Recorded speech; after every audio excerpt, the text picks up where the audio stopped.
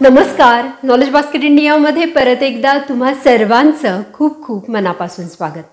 आज आपण बघणार आहोत प्रेग्नन्सी राहण्यासाठी पाळीच्या कितव्या दिवशी आणि किती वेळा संबंध ठेवले पाहिजेत. खरं तर ज्यांचं मासिक पाळीचं चक्र 28 दिवस, 28 दिवसांपेक्षा कमी, 30 दिवस, 35 दिवस कितीही दिवसांचं असलं तरी देखील प्रेग्नन्सी राहण्यासाठी कितव्या दिवशी संबंध ठेवला पाहिजे हे या व्हिडिओमध्ये आज आपण बघणार आहोत. बऱ्याचदा कपल्सचं नवीन लग्न झालेलं असतं किंवा अवेअरनेस नसतो की कधी आपण या गोष्टी केल्या, कधी आपण संबंध ठेवले तर आपल्याला लगेच बाळ राहील. म्हणूनच याविषयीची सविस्तर आणि शास्त्रीय माहिती या व्हिडिओमध्ये तुम्हाला मिळणार आहे. हा परफेक्ट दिवस कॅल्क्युलेट करण्यासाठी सगळ्यात प्रथम आपल्याला माहिती हवं ते म्हणजे आपलं मासिक चक्र किंवा तुमच्या बायकोचं मासिक चक्र. आता बऱ्याच जणींना मासिक चक्राचा परफेक्ट कालावधीच माहिती नसतो, तर हा माहीत असणं देखील गरजेचं आहे. जर माहिती नसेल तर आजपासूनच तुम्ही कॅलेंडरमध्ये मार्क करायला सुरुवात करा. आता हे मासिक चक्र म्हणजे काय? तुमच्या पाळीचा पहिला दिवस ते पुढची पाळी जेव्हा सुरू होते त्या पाळीचा पहिला दिवस, याच्यामध्ये जेवढे दिवस असतात या दिवसाला आपलं मासिक चक्र असं म्हणतात. आता जर माहितीच नसेल तर तुम्ही कॅलेंडरवर आजपासूनच तुमच्या प्रत्येक महिन्याची पाळी मार्क करायला सुरुवात करा. आणि 3 महिन्यानंतर जर तुम्ही मोजलं, प्रत्येक महिन्याचे जे मधले दिवस आहेत ते तुम्ही मोजले, तर तुम्हाला कळून येईल की तुमच्या मासिक पाळीचं चक्र 28, 30, 32, 35 दिवसांचं इतकं आहे. सपोज तुम्हाला 1 जूनला पाळी आली आणि पुढची पाळी ही 28 जूनला आली आणि त्यानंतर पुढची पाळी ही परत 28 दिवसांनी आली आणि जनरली असं सलग होतं आहे, दर 28 दिवसांनी तुम्हाला पाळी येते. तर याचा अर्थ आहे की तुमची मासिक पाळी किंवा तुमच्या मासिक पाळीचं जे चक्र आहे ते 28 दिवसांचं आहे. परंतु हीच पाळी जर तुम्हाला दर 35 दिवसांनी येत असेल असं तुम्हाला आढळलं तर ही 35 दिवसांची आहे. हा दिवस फाइंड आउट करण्याची सगळ्यात सोपी पद्धत म्हणजे तुमच्या मासिक पाळीच्या चक्राचे दिवस म्हणजे किती दिवसांचं हे चक्र आहे हे एकदा का तुम्हाला कन्फर्म झालं की शेवटच्या दिवसातून 14 दिवस तुम्ही वजा केले तर तुम्हाला हा गोल्डन डे मिळणार आहे. म्हणजेच काय तर स्त्री बीजांड कोशामधून एक अंड हे 14व्या दिवशी बाहेर पडणार आहे, ज्याला ओव्ह्युलेशन डे असं म्हणतात. आणि हा जो 14वा दिवस आहे हा पाळीच्या पहिल्या दिवसापासून काउंट करायचा नाही आहे, तर पाळीच्या शेवटच्या दिवसापासून आधीचा 14 दिवस. म्हणजे जर तुमचं 28 दिवसांचं सायकल असेल तर पाळीच्या पहिल्या दिवसापासून 14व्या दिवशी आणि शेवटच्या दिवसापासून 14वा दिवस हा 28 दिवसांच्या सायकल असणाऱ्यांसाठी हे असू शकतं.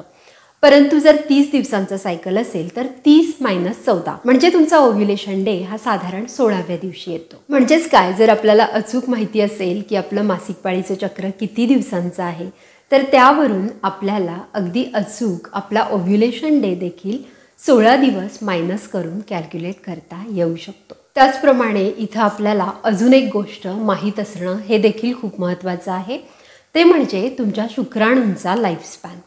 आता शुक्राणूंचा जनरली लाईफस्पॅन असतो 3 दिवस, काही शुक्राणू तर 5 दिवस आणि 7 दिवस देखील स्त्री गर्भाशयात किंवा स्त्री प्रजनन संस्थेमध्ये जिवंत राहू शकतात. परंतु त्यांचं फर्टिलिटी पोटेन्शियल म्हणजे अंड्याला फलित करण्याची जी क्षमता असते ती फक्त 3 दिवसच चांगली असते. त्यानंतर ते अंड्याला फलित करण्यासाठी सक्षम नसतात. म्हणजेच काय तर यांची जी फर्टिलायझिंग कॅपॅसिटी असते, यांची अंड फलित करण्याची जी क्षमता असते ती पहिले 3 दिवस असते.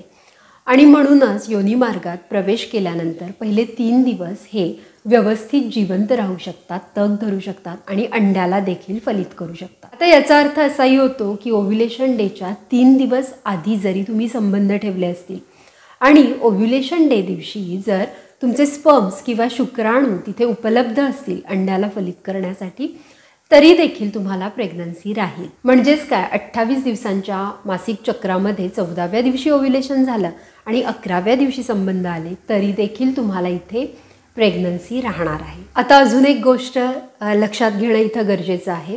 जसं आपण शुक्राणूंचा लाईफस्पॅन बघितला त्याचप्रमाणे स्त्रीबीजाचा सुद्धा लाईफस्पॅन असतो आणि ते देखील आपल्या गर्भाशयात जिवंत राहण्याचा पर्टिक्युलर कालावधी असतो. स्त्रीबीज हे शरीरामध्ये फलित होण्यासाठी फक्त 1 दिवसच जिवंत असतं. म्हणजेच काय, ओव्ह्युलेशन झाल्यानंतर फक्त 24 तास हा त्याचा जिवंत असण्याचा कालावधी असतो. ओव्ह्युलेशन झाल्यानंतर लगेच संबंध आले किंवा अगदी 12 ते 24 तासामध्ये संबंध आले आणि स्त्रीबीज जिवंत असेल, शुक्राणूंनी या स्त्रीबीजाला फलित केलं तर आपल्याला प्रेग्नन्सी राहू शकते. परंतु यातही हे जे स्त्रीबीज आहे हे ओव्ह्युलेशन झाल्यानंतर 12 तास आणि त्यातल्या त्यात पहिले 6 तास याची फर्टिलायझिंग कॅपॅसिटी जी असते, फलित होण्याची जी क्षमता असते ती खूप जास्त असते. म्हणूनच ओव्ह्युलेशनच्या आधी 3 दिवस आणि ओव्ह्युलेशन नंतर 1 दिवस म्हणजे हे 4 दिवस तुम्हाला प्रेग्नन्सी राहण्यासाठी खूप महत्त्वाचे आहेत. यालाच आपण फर्टिलिटी विंडो असं देखील म्हणू शकतो. आता बऱ्याच जणींना ओव्ह्युलेशन सिम्पटम्स, ओव्ह्युलेशन डे हे सगळं मॉनिटर आणि ट्रॅक करायला वेळ नसतो, लक्ष नसतं किंवा बऱ्याच जणी बिझी असल्यामुळे जॉबमध्ये किंवा घरकामामध्ये, शेतीच्या कामांमध्ये बिझी असल्यामुळे या गोष्टीकडे लक्ष द्यायला त्यांना वेळ नसतो. मग अशा महिलांनी काय केलं पाहिजे हे मी तुम्हाला सांगते. जनरली जर 28 ते 30 दिवसांचं आपलं मासिक चक्र असेल तर पाळीच्या 11व्या दिवसापासून ते 19व्या दिवसापर्यंत आलटून पालटून म्हणजे दिवसाआड जर तुम्ही संबंध ठेवले तरी देखील प्रेग्नन्सीचे चान्सेस मॅक्सिमम आहेत. कारण आता आपल्याला हे माहीत झालं आहे की फर्टिलायझिंग कॅपॅसिटी ऑफ द स्पर्म म्हणजे शुक्राणूंची अंड्याला फलित करण्याची जी क्षमता आहे ही 3 दिवस आहे. म्हणजे संबंध ठेवल्यानंतर 3 दिवसापर्यंत हे शुक्राणू शरीरामध्ये व्यवस्थित जगू शकतात किंवा अंड्याला फलित करू शकतात आणि आपल्या अंड्याची जी फलित होण्याची क्षमता आहे ही 1 दिवसांची आहे. म्हणून हे 4 दिवस महत्त्वाचे आहेत आणि उलटून पालटून जरी संबंध ठेवले तरी देखील हा गोल्डन डे कॅच करता येऊ शकतो.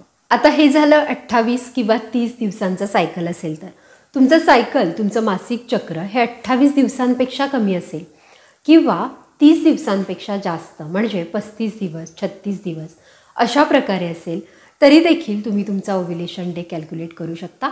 कसा ते मी तुम्हाला सांगितलं. तुमच्या मासिक चक्राच्या दिवसातून 14 दिवस तुम्ही वजा करायचे, मागून वजा करायचे आणि जो दिवस तुम्हाला मिळतो तो दिवस आहे तुमचा ओव्ह्युलेशन डे. तर आता तुम्हाला कळलेलं आहे की ओव्ह्युलेशन डे कसा काढायचा आणि या ओव्ह्युलेशन डेच्या 3 दिवस आधी आणि 1 दिवस नंतर हे दिवस खूप महत्त्वाचे आहेत. म्हणून या दिवसांमध्ये संबंध येणं हे खूप गरजेचं आहे. आशा करते हा विषय तुम्हाला समजला असेल.